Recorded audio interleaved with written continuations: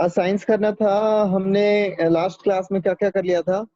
हमने कुछ रेडिकल्स के बारे में वैलेंसीज पढ़ा था। The combining capacity of an element with another element is called its valency. ठीक है, अलग अलग एलिमेंट्स की वैलेंसी अलग अलग होती है, वो आपको याद कर लेना है।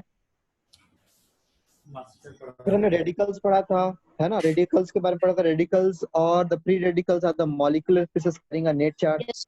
जब जब किसी एटम या ग्रुप ऑफ एटम के ऊपर कुछ चार्ज आ जाता है तो उसको रेडिकल्स कहा जाता है। अगर पॉजिटिव चार्ज हुआ तो वो पॉजिटिव आयंस कहलाता है, और अगर नेगेटिव हुआ तो नेगेटिव आयंस कहलाता है। पॉजिटिव आयंस को हम कैटायन कहते हैं और नेगेटिव आयंस को हम एनायन कहते हैं, है ना। अब writing a formula, chemical formula कैसे राइट करेंगे? तो भाई केमिकल फॉर्मूला याद करने के लिए अगर आपको सारे रेडिकल्स याद हैं तो आप बहुत सारे फॉर्मूला बना सकते हैं,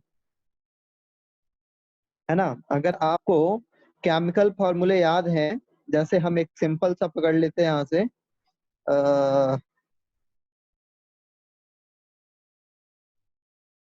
यहाँ पर एक सिंपल सा एग्जांपल ले लेते हैं। नाइट्रेट बनाना है हमें, सपोज करो। और कुछ पकड़ लेते हैं हम यहाँ पर।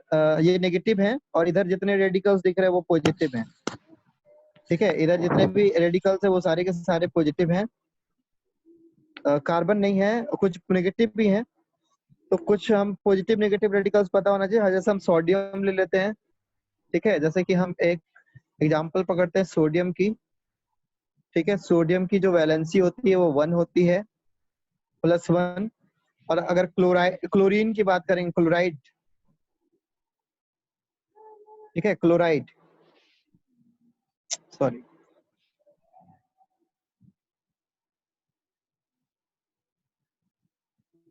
अरे यार, सोडियम क्लोराइड बात कर लेते हैं, या फिर नाइट्रेट ही पकड़ लेते हैं, सोडियम नाइट्रेट।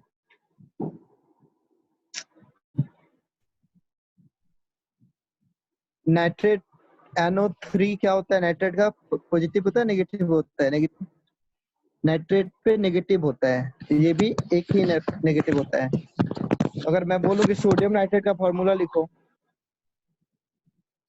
सोडियम नाइट्रेट, इसकी वैलेंसी 1 है, इसकी वैलेंसी 1 है, तो सोडियम नाइट्रेट का जो फॉर्मूला होगा वो क्या होगा? Na। ठीक है, NO3। Yes sir. NaNO3।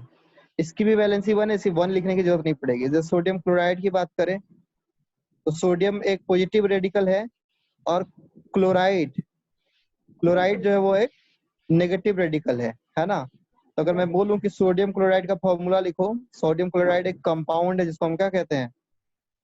तो सोडियम क्लोराइड का फॉर्मूला क्या होगा? NaCl। जैसे मैं एक सिंपल सा सारा कंपाउंड बनाता हूँ, सोडियम के साथ मैं सारा बनाता हूँ।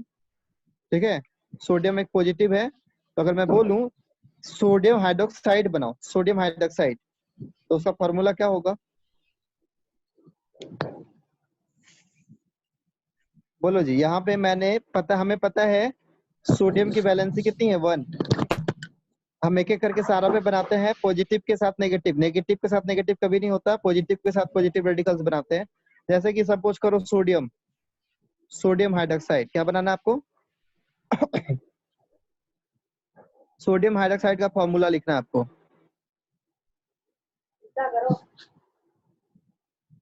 सोडियम हाइड्रोक्साइड का फॉर्मूला कैसे लिखोगे आप?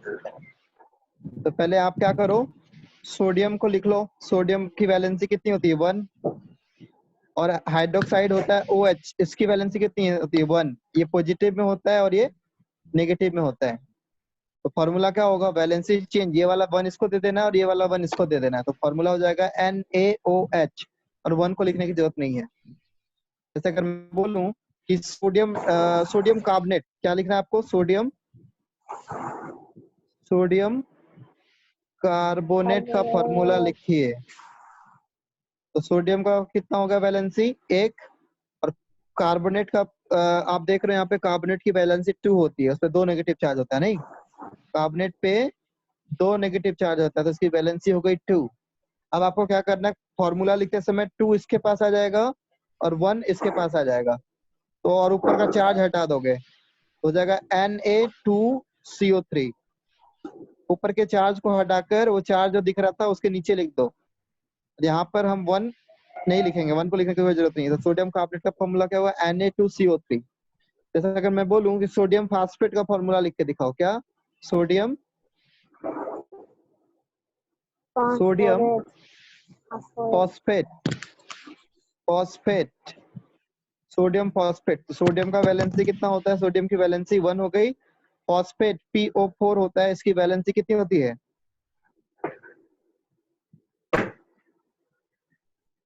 इसकी वैलेंसी -3 होती है। ठीक है,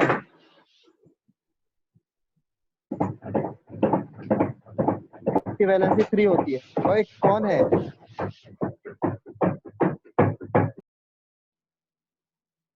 ठीक है। तो वैलेंसी एक्सचेंज कर दो, ये वैलेंसी इसको दे दो और ये वैलेंसी इसको दे दो। तो सोडियम फॉस्फेट का फॉर्मूला क्या हो गया, Na3PO4 Na3PO4 सोडियम फॉस्फेट। समझ में आ रहा है बच्चों। अब अगर मैं बोलूं सोडियम मैं बोलूं कि अमोनियम हाइड्रोक्साइड का फॉर्मूला लिखो, अमोनियम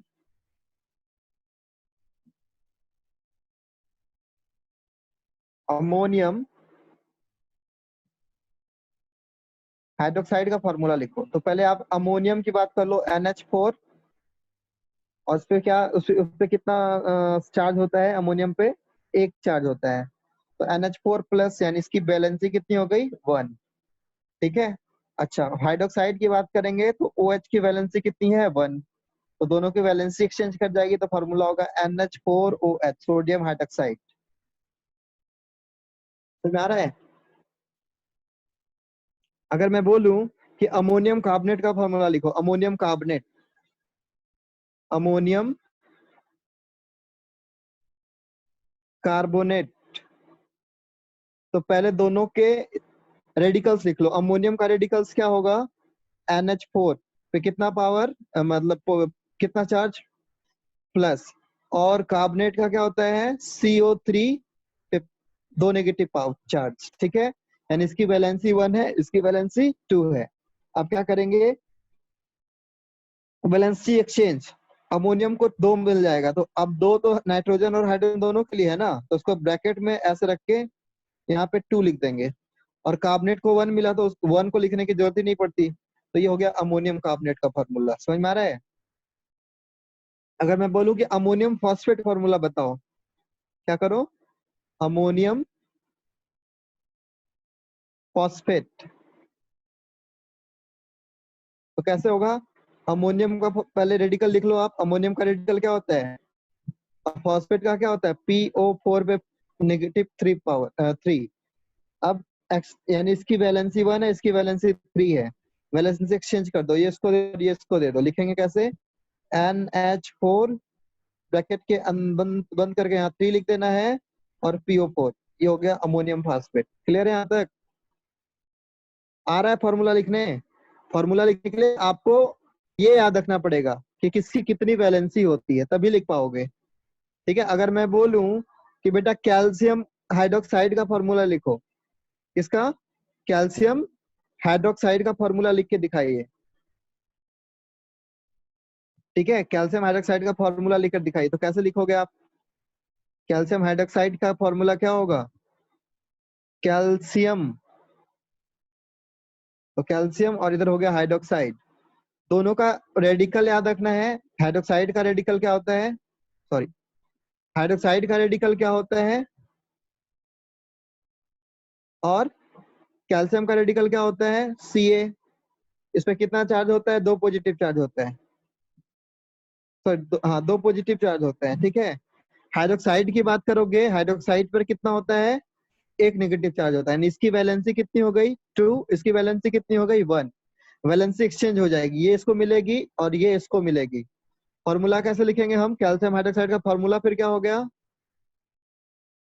कैल्शियम हाइड्रोक्साइड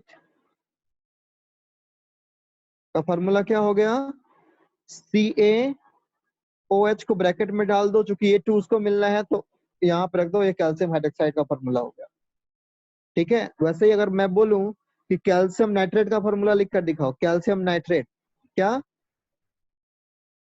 तो पहले कैल्शियम की बात कर लेते हैं, हमें कैल्शियम नाइट्रेट का फॉर्मूला लिखना है। तो पहले कैल्शियम का लिख लो आप। कैल्शियम क्या क्या होता है? 2 पॉजिटिव होता है, और नाइट्रेट पे क्या होता है? एक नेगेटिव होता है। Non negative 3। इसकी वैलेंसी 1 होती है, ये वैलेंसी 2 इसको मिल जाएगी, ये वैलेंसी 1 इसको मिल जाएगी। ठीक है, तो वैल्यू क्या हो गई बताओ? Ca है ना, Ca फिर NO3 2 कैल्शियम नाइट्रेट का फॉर्मूला हो गया। इसको पढ़ेंगे क्या हम? Calcium nitrate. बेटा सीख लो, अभी ये सीख लोगे तो आपको केमिस्ट्री इजी हो जाएगा। मैं और भी प्रैक्टिस करा दे रहा हूँ आपको। कैल्शियम नाइट्रेट के बाद सपोज करो, लेकिन एक चीज याद रखना, कोई भी कंपाउंड लिखते समय एक चीज आप ध्यान बार बार देख रहे होगे, पहला जो होगा वो पॉजिटिव रेडिकल होता है और दूसरा जो होता है वो नेगेटिव रेडिकल होता है।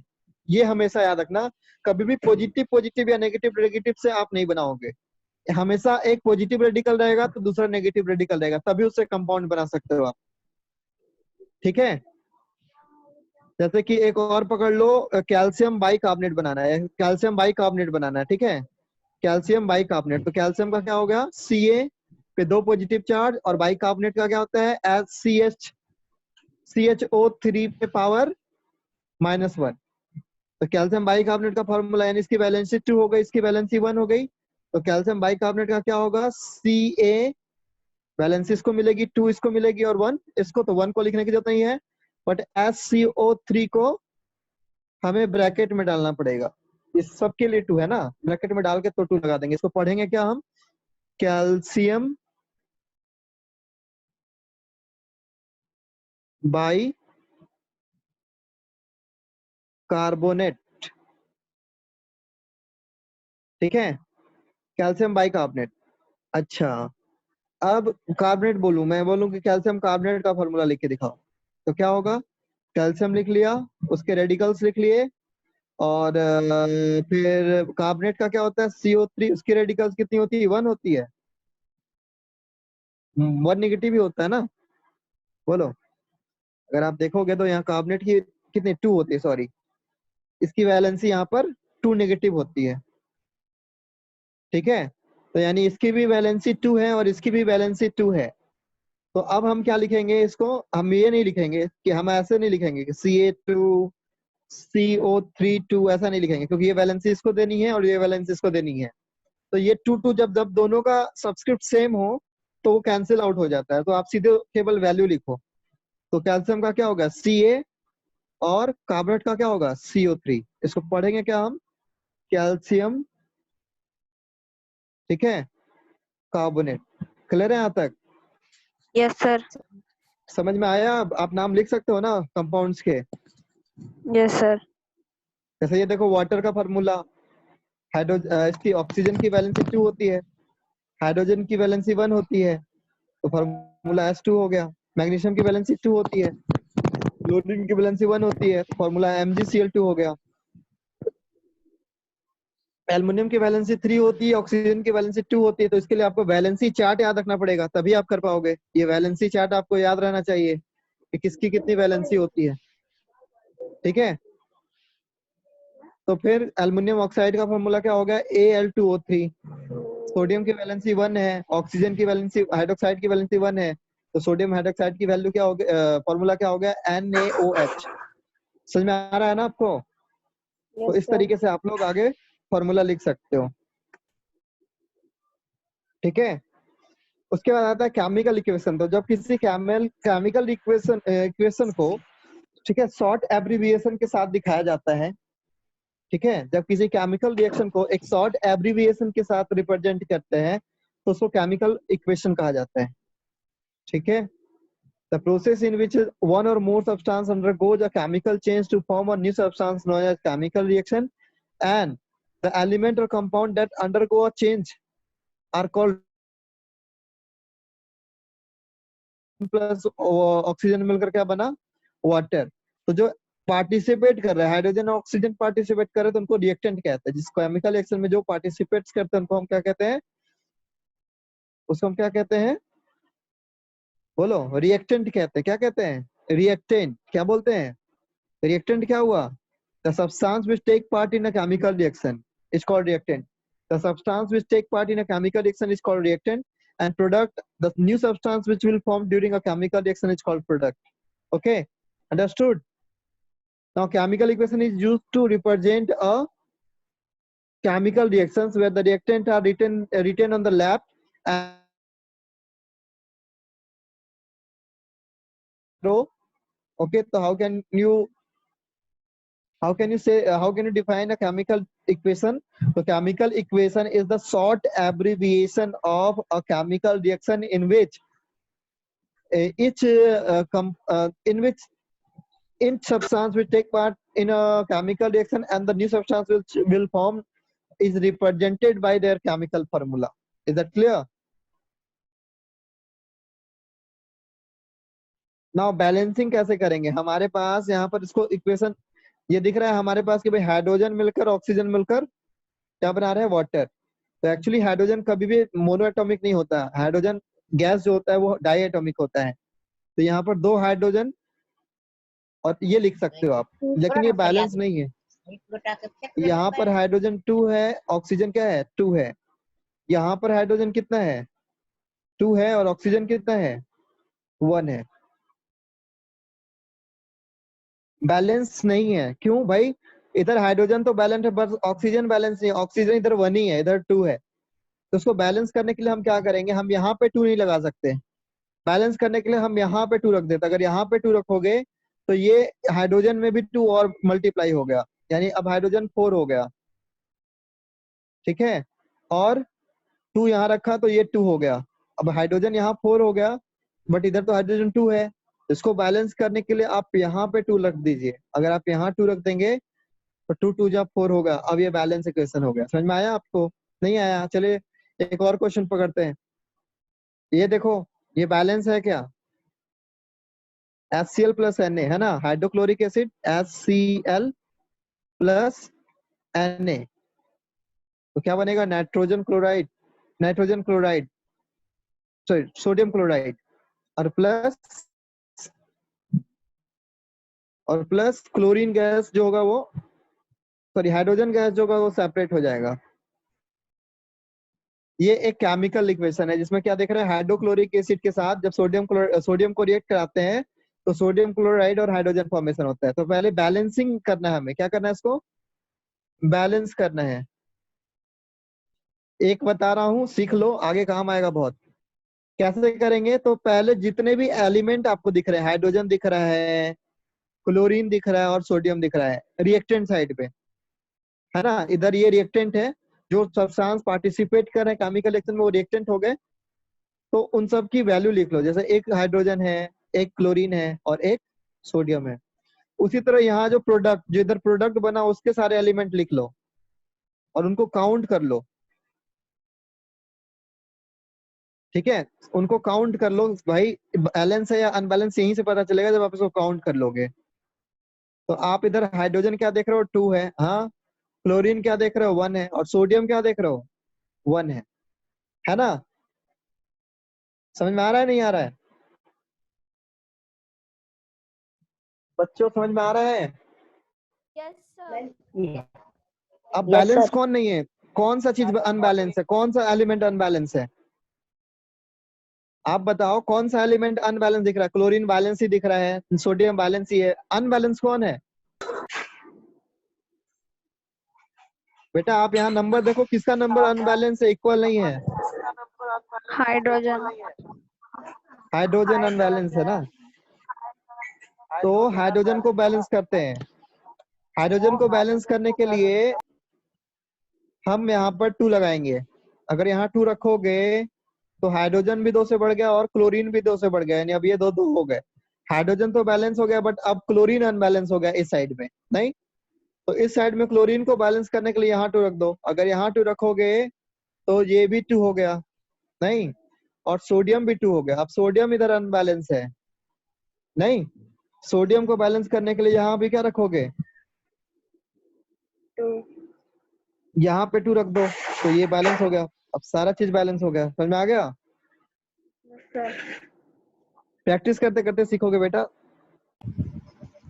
जैसे ये वाला करना है, ठीक है, क्या देख रहे हो? मैग्नीशियम प्लस हाइड्रोजन सल्फाइड, क्या बना? Magnesium sulphide MgS plus hydrogen.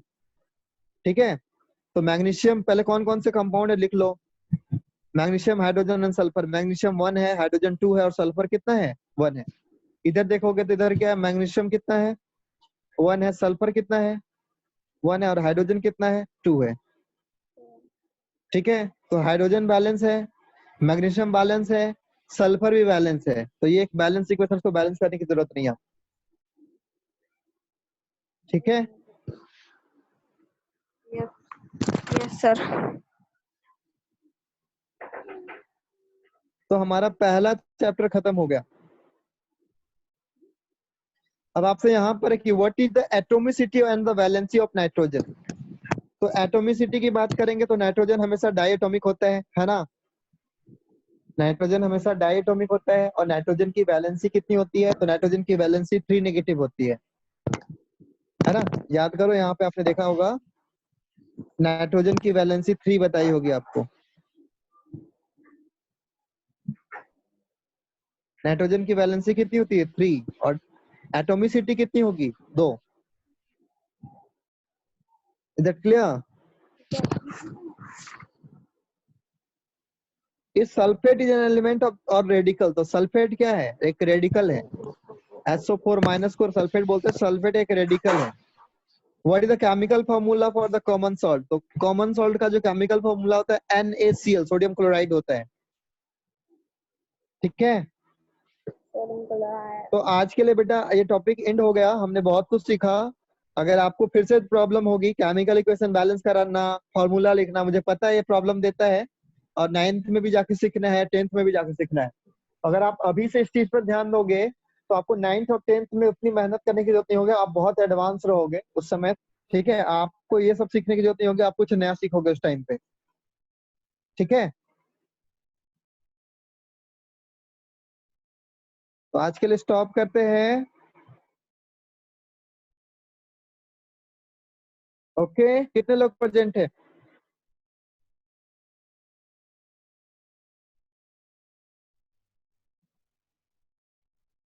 Okay, everyone, please unmute yourself and talk with me.